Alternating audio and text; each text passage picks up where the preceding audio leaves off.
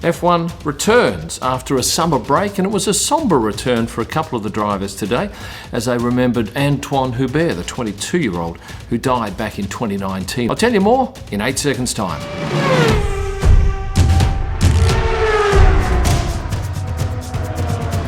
Well, it was a cold, grey day for Media Day here in Spa for the 2021 Belgian GP, and I decided I would photograph drivers coming in the drivers' car park, which probably half the drivers used. Lando and Pierre came in about the same time, and I did notice that Pierre, when he got out of his car, was carrying a bunch of flowers, and it became obvious to me then that he was obviously going to place those flowers up on the track at the point that Antoine Hubert died. He actually went into the paddock where we have no access, and then later went out on his pit walk, and he was a couple of minutes in front of me, so I missed him placing the flowers on the track. And as per AlphaTauri's Instagram page, as you'll see here, took a moment to reflect on Antoine, his good friend's death, and then moved on with his track walk. But shortly after, the MP4 Motorsport guys arrived. Two of their drivers were carrying flowers in Victor Martins and Caio Collet. They went over to the spot that Pierre had placed his bunch of flowers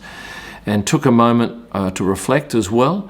And it was quite an emotional time for them. And I must admit, it was a little bit emotional for me too, watching this, because these are young guys, same age as my kids, having to go through life-changing events like this. What I'll be interested to see tomorrow is whether the race director will allow those flowers to stay.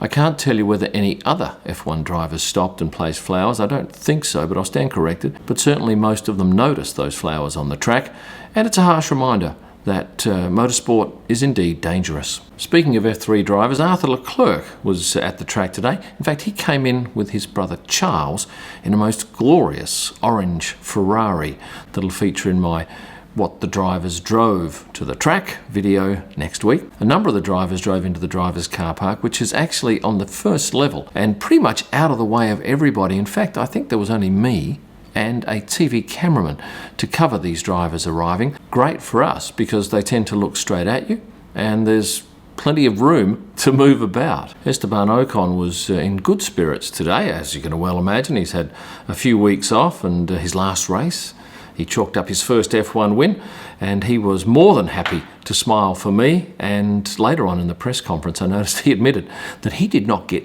any sleep on the Sunday night after the Hungarian GP. He pulled an all-nighter, had a swim through, along with a number of his teammates, and he joins an exclusive club of first-time F1 race winners. Lando Norris arrived fresh from his holidays, where he spent some time in Croatia, which is where I spent some time too. Great place. Much warmer than it is right here in Spa at the moment, and we're expecting rain for the next 3 days. I decided I'd follow Lando the whole of his track walk, and I can tell you the track is very long and it's darn hard work trying to keep up with them, carrying all that camera kit. But there were a number of different photo opportunities with Lando, who took some time with his race engineers to talk about different corners and strategies and consider ways he can improve his times here at this most remarkable circuit. Seb was in fine form today, and his beard is very lush.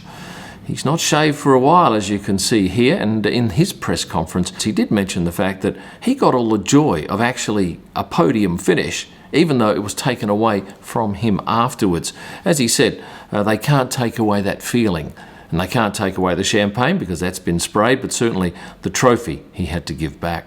I didn't see Carlos Sainz come in, but I did see his manager Carlos Honoro, and John Malvin, who's Lando's trainer, had a rather large case on wheels and went to push it towards Carlos, who said, "Come on." He let it go, and look at this. Magnificent effort from the Spaniard.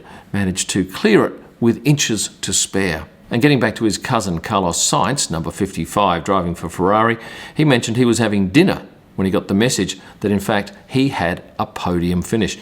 Now that is, I think he said in fact I know there are two podiums that he's notched up post the event, and well post the event. You'll remember back in Brazil and of course this time in Hungary. Although in Brazil he actually got to go up on the podium afterwards when it was nearly dark and have that sense of joy. Fernando Alonso was pretty relaxed and looking cool today because he's got himself another year driving at Alpine. And without a doubt, that'll be a positive for both parties. Did you see Lewis Hamilton's outfit? I didn't, unfortunately. I was out on the track photographing track walks.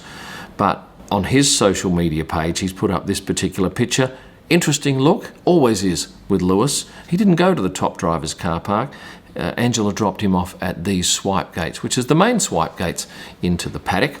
And unfortunately, we have very little glimpse into the paddock, even though it's on 3 levels. From the bottom level, we can see virtually nothing. I must admit, I do like the Spa track to shoot at. It's quite legendary. And the lush forests that surround this particular track make for great photographic backgrounds. These shots here, I quite love. This is at Lacombs. I won't get that. Well, you know what? I shouldn't say that too early. We may get some breaks in the clouds where we get some blue sky, but I tend to think there'll be rather dull skies for these shots. Before you leave home, make a list of all the debit and credit cards you're travelling with. On that list, put the phone numbers of the banks that you need to call if they get lost or stolen. So in the event of a loss or theft, you're not wasting valuable time searching for phone numbers, because trust me, if someone's got your credit cards, they're not going to wait around to use them. Time is of the essence.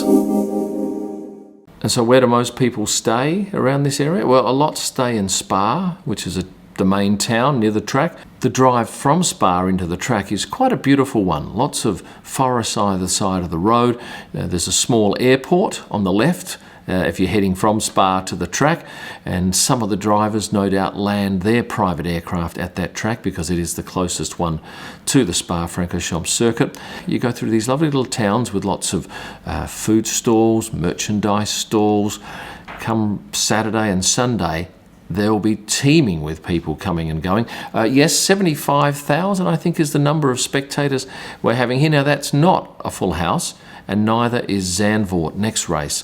But 75,000 can certainly make some noise, and it will be exciting to see the fans again at the track. I must say that there were a number of fans as I left today hoping to catch a glimpse of a driver or their favourite F1 personality. I figured there were about 30 people out there. They were ticket holders.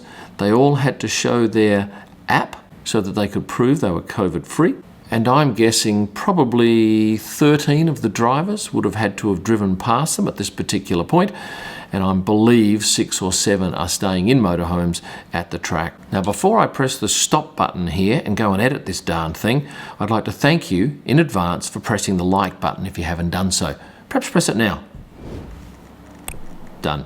Subscribe if you haven't done that too. And if you are one of my VIP members, you'll get yourself once a year a video shout out from me. Simply head to the community tab, have a look at the post there, send me an email with whatever you want said, and I'll send you once a year a video shout out that you can send to your son, your daughter, your dad, your mum, whoever it is that loves F1 and perhaps enjoys my photography. You'll find all of my images at prostarpics.com for editorial and personal use. My F1 photo books, you'll get them at kimillman.com along with a range of merchandise. And for my best pics live from the track and all during the week, head to Instagram and search at Kim Illman. Hey, thanks for watching and stay passionate.